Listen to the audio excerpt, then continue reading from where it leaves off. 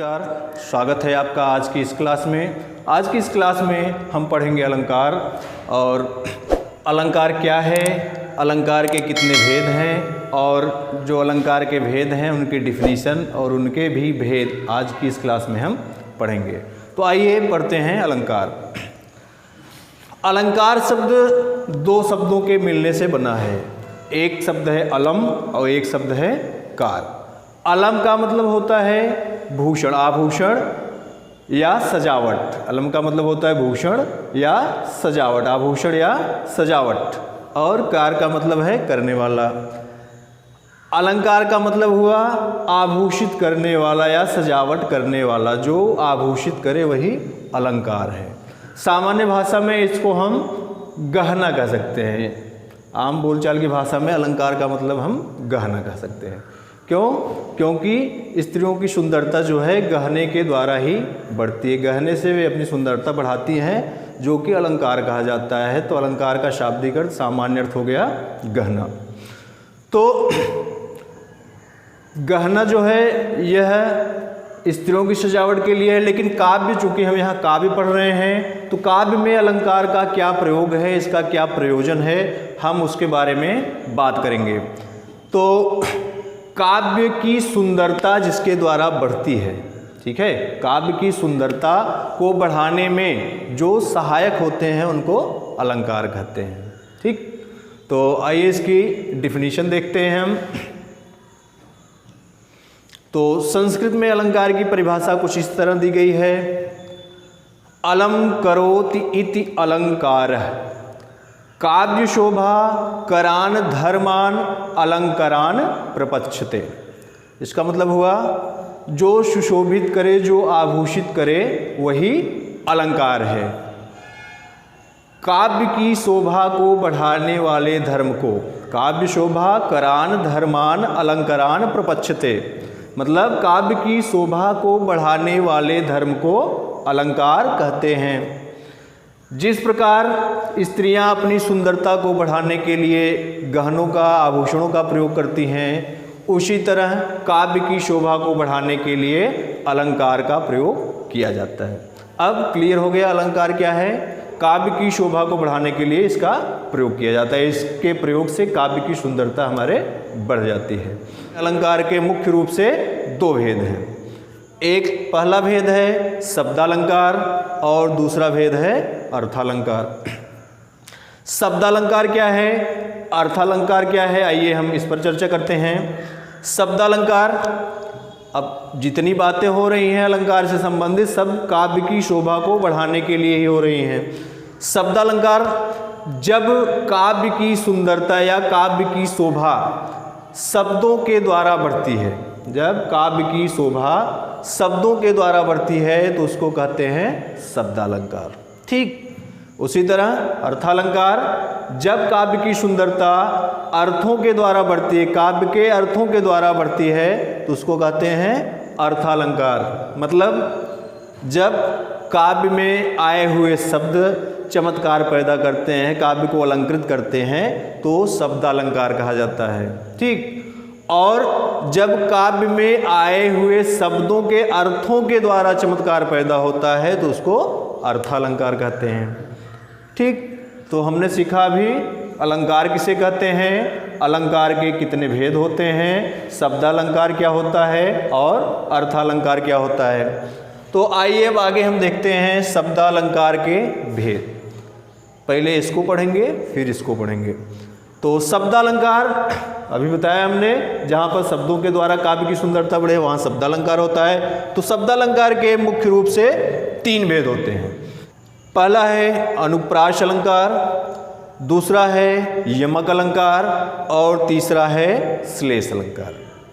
तो आइए बारी बारी से हम इसकी डिफिनीशन देखते हैं और देखते हैं कि अनुप्रास अलंकार के द्वारा काव्य की सुंदरता कैसे बढ़ती है, यमक अलंकार के द्वारा काव्य की सुंदरता कैसे बढ़ती है और श्लेष अलंकार के द्वारा काव्य की सुंदरता कैसे बढ़ती है। पहला है अनुप्रास अलंकार। अनुप्रास अलंकार क्या होता है। अनुप्रास अलंकार में एक ही वर्ण एक से अधिक बार आता है। कोई एक वर्ण एक से अधिक बार आता है और उस वर्ण के द्वारा वहाँ सुंदरता बढ़ती है, काव्य की सुंदरता बढ़ती है। तो इसकी डिफिनीशन में हम कह सकते हैं, जब किसी एक वर्ण की एक से अधिक बार आवृत्ति होती है तो वहाँ पर अनुप्रास अलंकार होता है। मतलब जब वर्णों की आवृत्ति से चमत्कार उत्पन्न होता है तो अनुप्रास अलंकार होता है। जैसे कल कानन कुंडल मोर पखा उर्पे बनमाल विराजती हैं। तो इस एग्जाम्पल में देखिए, यहाँ काव्य की सुंदरता जो है क वर्ण के द्वारा बढ़ रही है। क वर्ण जो है एक से अधिक बार आया है और अपने द्वारा वह काव्य को अलंकृत कर रहा है, सुशोभित कर रहा है। तो हमने डिफिनीशन में पढ़ा था, इसकी परिभाषा में पढ़ा था कि जहाँ वर्णों की आवृत्ति हो उसके द्वारा चमत्कार पैदा हो या सुंदरता बढ़े वहाँ अनुप्रास अलंकार होता है। तो यहाँ क वर्ण की बार बार आवृत्ति हुई है या एक से अधिक बार आवृत्ति हुई है और उसके द्वारा काव्य की सुंदरता बढ़ रही है, इसलिए यहाँ पे क्या होगा, अनुप्रास अलंकार होगा। एक एग्जाम्पल और देखिए, तरणि तनुजा तट तमाल तरुवर बहु छाए। तरणि तनुजा तट तमाल तरुवर बहु छाए। तो यहाँ पे त वर्ण की बार बार आवृत्ति हुई है, तो त वर्ण की आवृत्ति से काव्य की सुंदरता बढ़ रही है, तो यहाँ पे क्या होगा, अनुप्रास अलंकार होगा। आइए अगला देखते हैं, यमक अलंकार। यमक अलंकार क्या होता है, जहाँ पर कोई शब्द एक से अधिक बार आता है, कोई शब्द एक से अधिक बार आता है और उसके अलग अलग अर्थ होते हैं। ध्यान देने वाली बात है कि शब्द जो है एक से अधिक बार आएगा और जितनी बार आएगा उतने उसके अर्थ होंगे, उतने अर्थ देगा वो, तो वहाँ पे यमक अलंकार होता है। जैसे एक एग्जाम्पल देखिए, तो एग्जाम्पल देखने से आपकी समझ में आएगा। कनक कनकते सौगुनी मादकता अधिकाय वा खाए बौराय जग वा पाए बौराय। एग्जाम्पल हमारा है, कनक कनकते सौगुनी मादकता अधिकाय वा खाए बौराय जग वा पाए बौराय। तो यहाँ पर कनक शब्द जो है एक से अधिक बार आया है। कनक शब्द कितनी बार आया है, 2 बार आया है।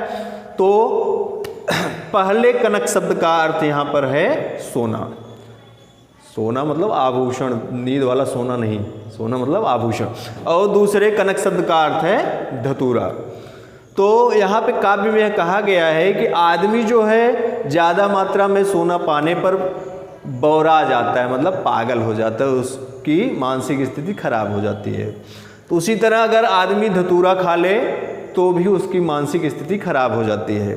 तो यहाँ पर एक शब्द एक से अधिक बार आया और अलग अलग अर्थों में चमत्कार पैदा किया, इसलिए यहाँ पे यमक अलंकार है।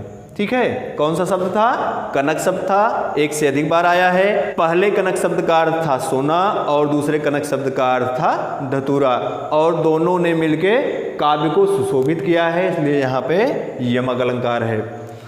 तो आइए हम देखते हैं अगला श्लेष अलंकार। श्लेष अलंकार क्या है, जब काव्य में कोई शब्द या कविता में कोई शब्द एक बार आता है, यह केवल एक बार आएगा लेकिन उसके एक से अधिक अर्थ होंगे।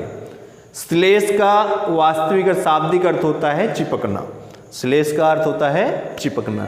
तो इसको हम इस तरह कह सकते हैं कि जब एक शब्द के साथ एक से अधिक अर्थ चिपके रहें तो वहाँ पे श्लेष अलंकार होता है।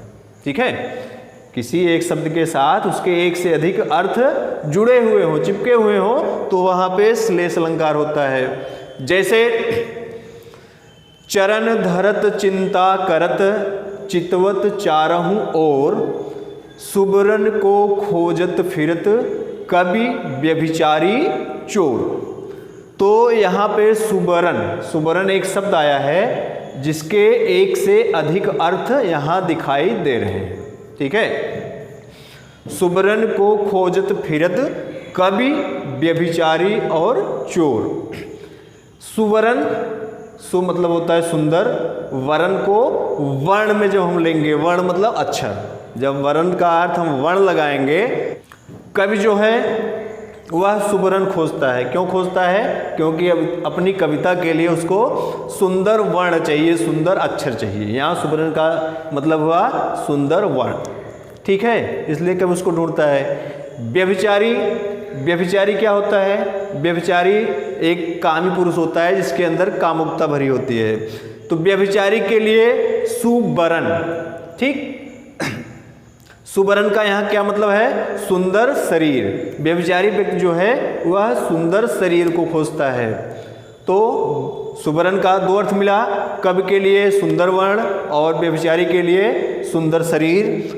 और चोर, तीसरा है चोर, सुवर्ण को खोजत फिरत कवि व्यभिचारी चोर। चोर के लिए सुवर्ण का क्या अर्थ है? चोर के लिए यहाँ सुवर्ण शब्द का अर्थ हुआ सोना।